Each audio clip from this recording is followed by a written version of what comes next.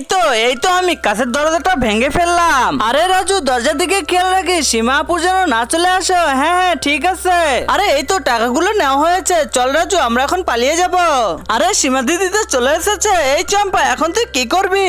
তাহলে চম্পা তুই একটা কাজ কর, ওই যে জানালা দেখতেছিস না, ওইটা দিয়ে টাকাগুলো সরে ফেলে দে। হ্যাঁ হ্যাঁ রাজু, আমি এখনই দিচ্ছি। এই তো টাকাগুলো ওই পাশে ফেলে দেওয়া হয়েছে। চল চল রাজু, আমরা গিয়ে টাকাগুলো কুড়িয়ে নেই। দিদি আমি ঘুরতে গেলাম। আরে চম্পা তুই কখন আসবি? আরে আসবো দিদি, একটু দেরি করে।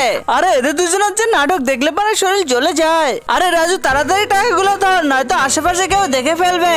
আরে বাপরে, এখানে চম্পা রাজু টাকা দিয়ে কি করতেছে? এখনই গিয়ে আমাকে সীমাকে বলতে হবে। আরে রাজু তাড়াতাড়ি চল, আমরা এখান থেকে চলে যাই। হ্যাঁ তোরা তাড়াতাড়ি চলে যা, আমি এখনই গিয়ে সীমাকে বলে দিচ্ছি। এই সীমা তুই এখানে কি করতেছিস? আর তো ওখানে রাজু আর চম্পা তোর টাকাগুলো নিয়ে পালিয়ে যাচ্ছে। আরে আপু, এগুলো তুমি কি উল্টা পাল্টা কথা বলতেছো? আরে বিচার না হলে তুমি ঘরে গিয়ে দেখো। আরে আমি এখনই ঘরে গিয়ে দেখতেছি। আরে বাপরে, আমার তো সবগুলো টাকা আলমারি ভেঙে নিয়ে গেছে। আরে ওরা আমার টাকা নিয়ে কোন দিকে গেছে? সর এখান থেকে।